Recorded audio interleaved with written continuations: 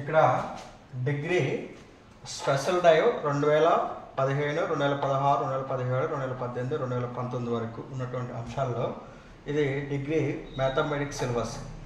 Degree mathematics syllabus ఇది first semester, ఇది semester 1. ఇది ఆ బుక్ నేమ్ ఏంటంటే డిఫరెన్షియల్ ఈక్వేషన్. ఇక్కడ ఫస్ట్ సెమిస్టర్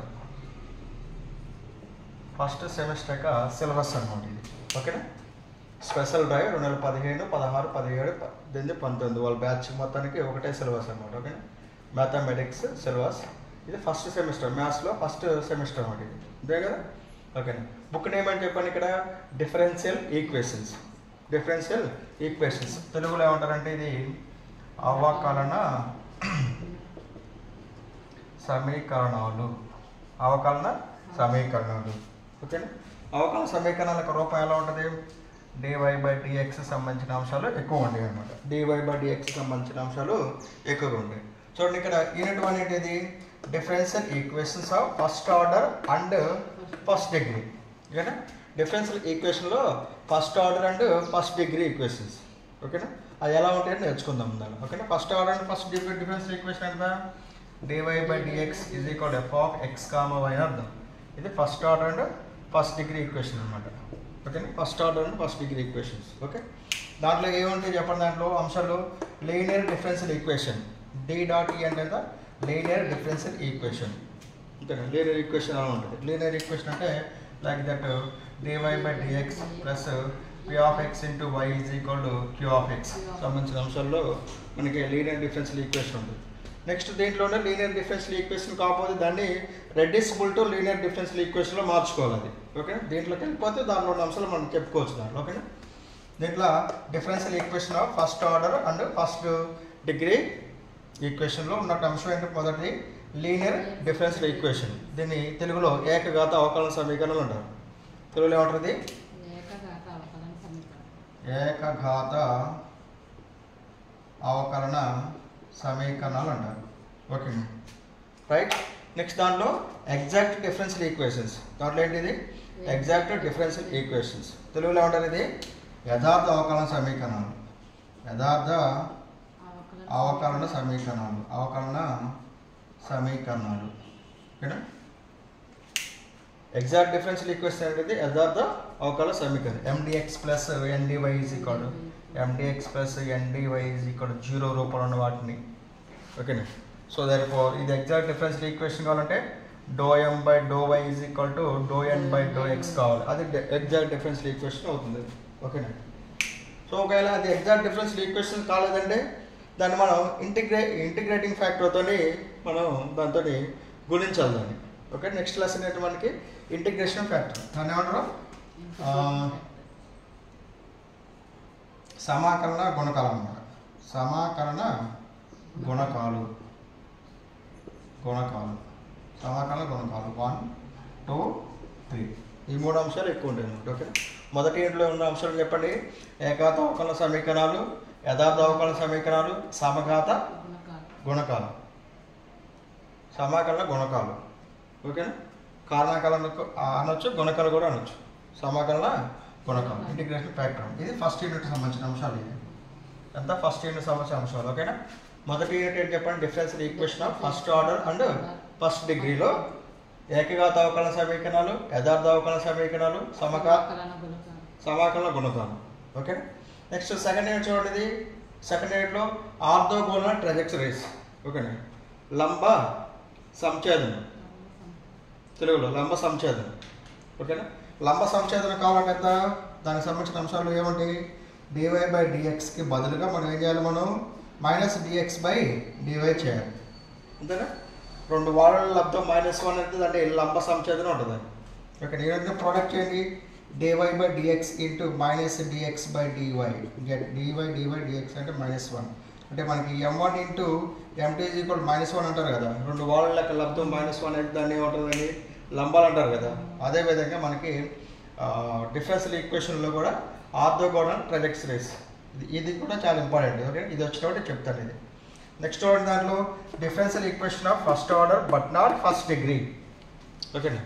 ఇక్కడ ఏంటి? డిఫరెన్షియల్ ఈక్వేషన్లో ఫస్ట్ ఆర్డర్ ఉంటుంది కానీ బట్ నాట్ ఫస్ట్ డిగ్రీ కాకపోతే సెకండ్ డిగ్రీ కానీ థర్డ్ డిగ్రీ కానీ వాట్ ఎవర్ మేబీ. ఓకే, మనకి మ్యాక్సిమం థర్డ్ డిగ్రీ వరకు మాత్రమే ఉంటాయి అన్నమాట. దాంట్లో ఇంకా ఇంకొక అంశం ఉంది ఇక్కడ, solvable per p, solvable per y, solvable per x. Next Clairaut differential equation, Clairaut's equations. ఓకేనా, క్లైరాట్స్ ఈక్వేషన్స్ ఎలా ఉంటాయి? ఓకేనా, y is equal to p of x plus f of p రూపాయలు ఉంటాయి. సో దీనికి p is equal c substitute చేసుకుంటే దాని యొక్క సొల్యూషన్ రాబడుతుంది. ఓకేనా, క్లైరాట్స్ డిఫరెన్షియల్ ఈక్వేషన్ అంటారు. y is equal p of x plus f of p, f dash of పీనా, ఎఫ్ డేస్ ఆఫ్ పి అనమాట. F of p whatever maybe, f of p. ఓకేనా, ఇలా y is f of x plus f of p is equal p is equal c substitute చేసి మనం చేస్తాం అనమాట. Okay, next మూడో unit, second యూనిట్లో ఏమంటే మనకి సెకండ్ యూనిట్లో ఫస్ట్ ఏంటి? Orthogonal trajectories. Next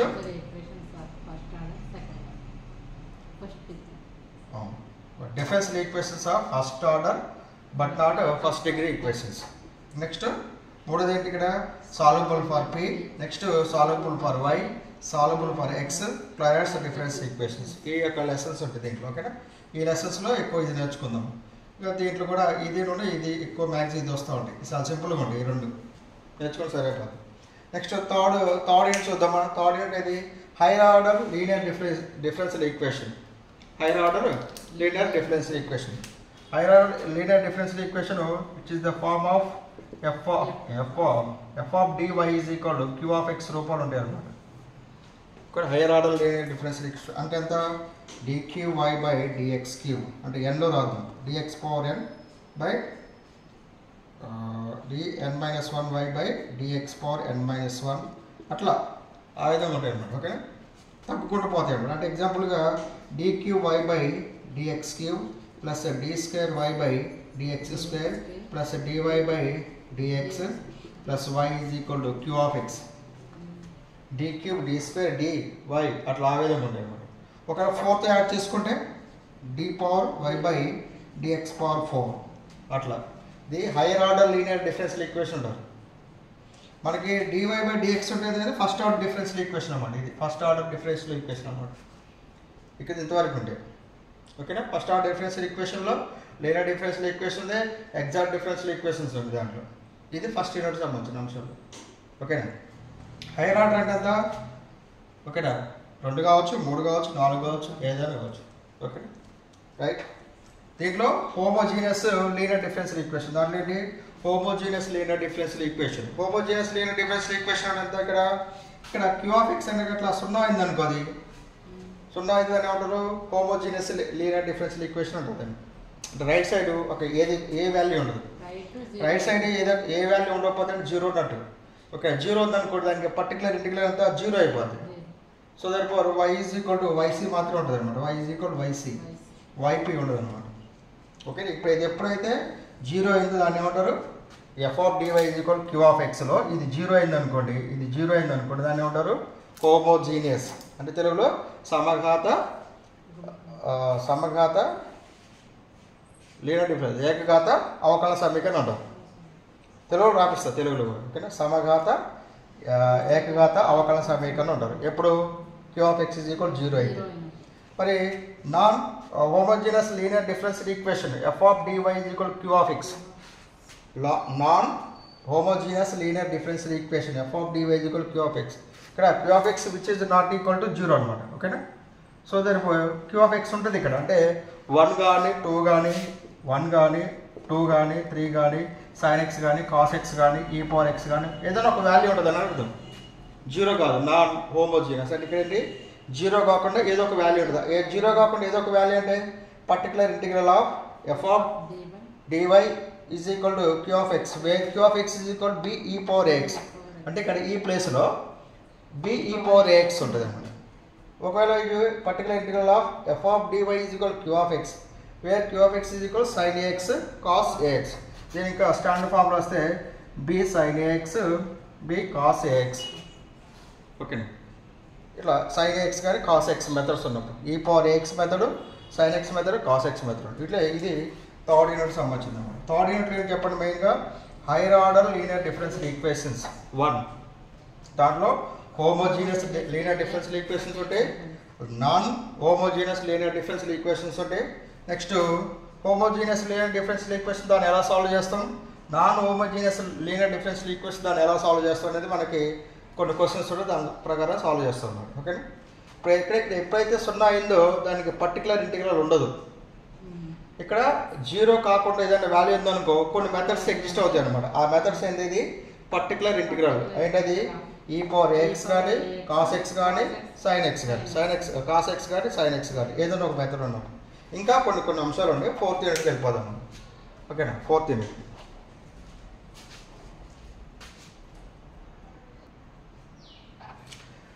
okay.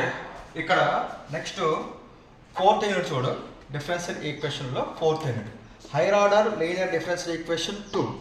Okay. Higher order linear differential equation 2లో మనకేంటిది, particular integral of f of dy = q of x where q of x = b x power k. b x power అంటే x power k method ఉన్నప్పుడు ఎలా అంటే q of x అనేది non zero అంటే 0 కానప్పుడు దాన్ని ఏమంటుంది, non homogeneous linear differential equation అంటారు. అంటే ఏదో ఒక వాల్యూ ఎగ్జిస్ట్ అవుతుంది అనమాట. q of x = b x power k ఉన్నప్పుడు దాన్ని ఎలా సాల్వ్ చేస్తాం. ఓకేనా. Next particular integral of f of dy = q of x where q of x = e⁴x × b ప్రోడక్ట్లో ఉన్నప్పుడు e⁴x ఉండాలి, దాని యొక్క ప్రోడక్ట్ sin x కానీ cos x కానీ ఉన్నప్పుడు. ఓకేనా. ఓకే. sin x కానీ cos x కానీ x power k ఉన్నప్పుడు అనమాట, ఏదే టర్మ్ ఉన్నప్పుడు ప్రోడక్ట్లో ఉన్నప్పుడు. Next f of dy = q of x where q of x = x × v. x ఘాతాంకం ఒకటే ఉండాలి, దాని ప్రోడక్ట్లో e⁴x కానీ నెక్స్ట్ cos x కానీ sin x ప్రోడక్ట్లో ఉన్నప్పుడు అనమాట. ప్రోడక్ట్లో ఉన్నప్పుడు ఇంతకుముందు అన్ని సింగిల్కి ఇచ్చాడు కదా. b పవర్ ఎంత, q of x ఎంత ఇచ్చాడు ఇక్కడ, e⁴x q of x ఎంత sin ax q of x cos ax. ఇలా సింగిల్ టర్మ్స్ ఇచ్చినప్పుడు చేయొచ్చు.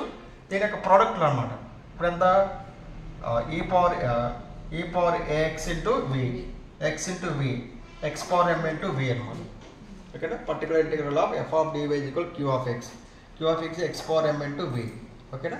v అంటే ఇదన్నీ ఉండొచ్చు, ఇదన్నీ ఉండొచ్చు, ఇదన్నీ ఉండొచ్చు అనమాట. ప్రోడక్ట్లో అనమాట. ఇక్కడ సింగిల్ టర్మ్స్గా చేస్తాము, ఇది ప్రోడక్ట్ ఇది ప్రోడక్ట్ అట్లా అనమాట. ప్రోడక్ట్లో ఉన్నప్పుడు చేస్తాం అనమాట. e⁴x × v x × v x power m × v అనమాట. ఓకేనా. సో 1 2 3 4 4 మెథడ్లో సరిపోతుంది. దాంట్లో ఏమైనా 2 నేర్చుకుందాం మనం అంతకాలితే. ఓకే. నెక్స్ట్ ఇక్కడ higher order linear differential equation third. Higher order linear differential equation థర్డ్లో ఏంటి మనకి, method of variation of parameter. పరామితుల మార్పు పద్ధతి అంటారు. తెలుగులో ఉంటుంది చెప్పండి, పరామితుల మార్పు పద్ధతి. ఓకేనా. ఇది కూడా చాలా ఇంపార్టెంట్. ఆ పద్ధతి ద్వారా చేయాలి. ఓకేనా. ఆ పద్ధతి ద్వారా చేయాలి. ఈ పారామితుల మార్పు పద్ధతి అనేది మనకి డిగ్రీ అనేది ఎంత ఉంటుంది చెప్పండి, 2nd డిగ్రీ ఈక్వేషన్ మాత్రమే ఎగ్జిస్ట్ అవుతుంది అనమాట. ఓకేనా. 2nd డిగ్రీ ఈక్వేషన్ మాత్రమే ఎగ్జిస్ట్ అవుతుంది. ఓకేనా. d²y/dx² + dy/dx + y = q of x అంటే f of dy = q of x. ఓకేనా. ఇక్కడ డిగ్రీ అనేది 2nd డిగ్రీ ఈక్వేషన్ మాత్రమే ఎగ్జిస్ట్ అవుతుంది అనమాట. ఓకేనా.